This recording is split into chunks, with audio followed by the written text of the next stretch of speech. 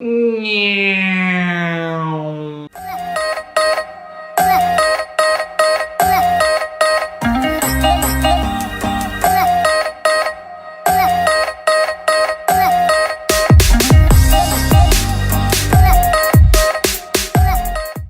Hey, what's happening everyone? Welcome back to another sit down episode in which I'm going to review the DJI Mavic AIR. I got some questions lately regarding the photos that I posted on Instagram. What drone do I use? Am I satisfied with it? So I decided to do a little review of the Mavic AIR. There are quite a few options nowadays in drones. Is it worth buying? Is it still worth buying the Mavic AIR? Especially when the Mavic Mini just came out a couple of days ago, and people are raving about it just because it's so small, light.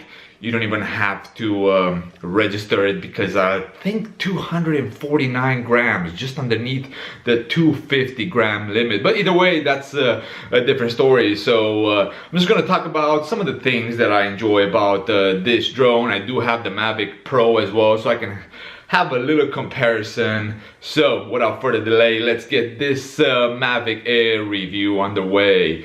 First, guys, it's small. I mean, it's very small and compact. As you can tell, it folds pretty nice. This is the full size. So for comparison wise, let me pull my phone, which is a Samsung S8. And you can kind of see the size, so it does fit in your pocket. That's probably the #1 positive about this drone. It's very light. I believe 1 pound 440 grams, something like that, something along those lines. But it can fit in your pocket, like I said. It folds really well. It comes with this really cool case. It's very convenient. It does come with a remote control, which is almost the same size as the drone, right? So that's the inconvenience. But, with the app and the Mavic Air, you can actually use your phone to control it as the joystick, right?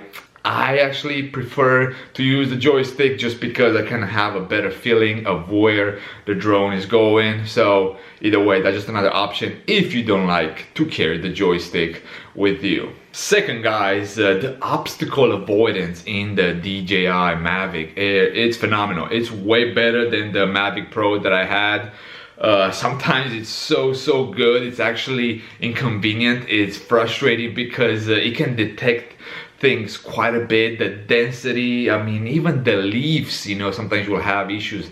When I had my Mavic Pro and I flew it quite a bit, I actually crashed it once because it did not detect the leaves, and I, being a rookie at it, I kind of messed up with some functionalities with the joystick, so I did manage to crash it. But if the obstacle avoidance was working as it's working on the Mavic Air, it would have not happened whatsoever. So yeah, guys, the obstacle avoidance is phenomenal.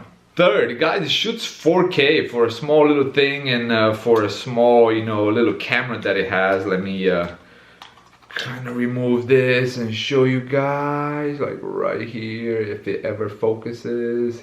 Either way, but small camera, shoots 4K. I rarely use it. I use it on some of my stock photography, stock videos, but besides that, if you want to do regular videos, 1080 works fine, and the footage is phenomenal, no doubt.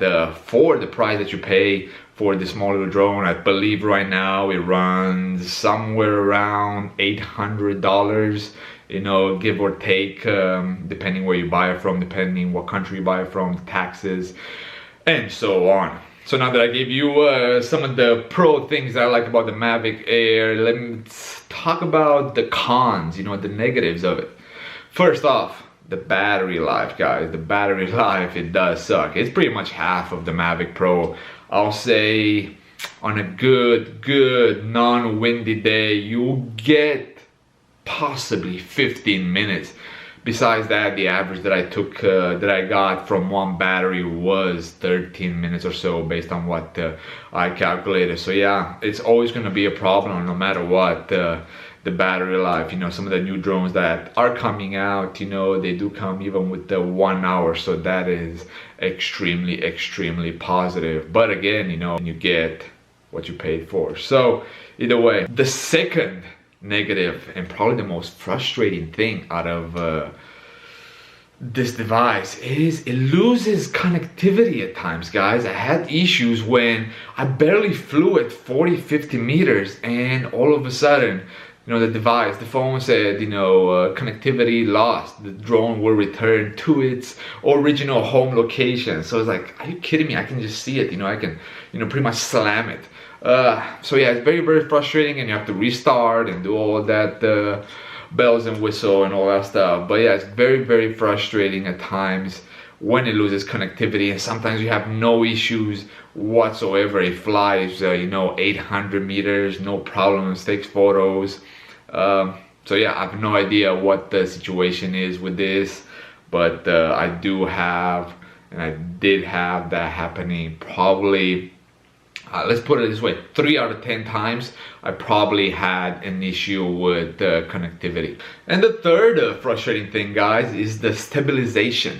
It's not the greatest. You know, you don't need a lot of wind in order to kind of give it a little shake up in the air, and you know, you can see it. You know, you fly it, and once it reaches a certain altitude, especially if you're in a mountainous area, you can kind of see it drifting, you know, going left, going right, whatsoever. That's something that I did not have issues with the Mavic Pro. You know, Mavic Pro was always, you know, stable, always had perfect stabilization even in strong winds. I remember going in the winter time at the Carpathian Mountains here in Romania, and zero issues whatsoever, flew smoothly. But yeah, guys, that's the little quick and dirty review of this drone. You know, I'm gonna put some more raw footage here for you guys. The footage is not bad, like I said. You know, for the price that you pay for this drone, it's clearly reasonable. You know, there are more and more options coming out right there, like the Mavic Pro 2, Mavic Pro Zoom. You know, they're just phenomenal. I've seen some of the footage, and some of the things that you can shoot with that drone is it's remarkable. You know, the price is more than double than the little Mavic Air, but again, you get what you pay for. And you know, I think this is very convenient for travel. If you go through airports, through security, just packing it, you know, you can even carry it, like I said, in your pocket or in your inside pocket of your jacket. You don't have to put it into a backpack. It's very compact. So that is the reason why I carry this drone with me when I travel, just because it makes things a lot easier. And a lot of times, you know, having it in this case, a lot of people thought at the airports that they're headphones, guys. So, you know, they never looked inside. You know, knock on wood, hopefully that won't happen, and most likely it will happen. But there's so many times that you know, people might get confused when they see a drone, or they're new at the airport. They're like, oh, what should I do? They don't know exactly. They gotta ask people, so it just kind of delays your journey, creates frustrations that you don't need to have when you're traveling. But guys, if you do enjoy this type of reviews, technological reviews, whatever you want to call it, equipment, give this video a like, you know, all subscribes, I always appreciate it. I'll probably do a few more other reviews of some of the other gear that I carry with me, if you guys find this helpful. But until then, guys, gratitude should be the only attitude. Stay humble, and I'll see you next time. Peace.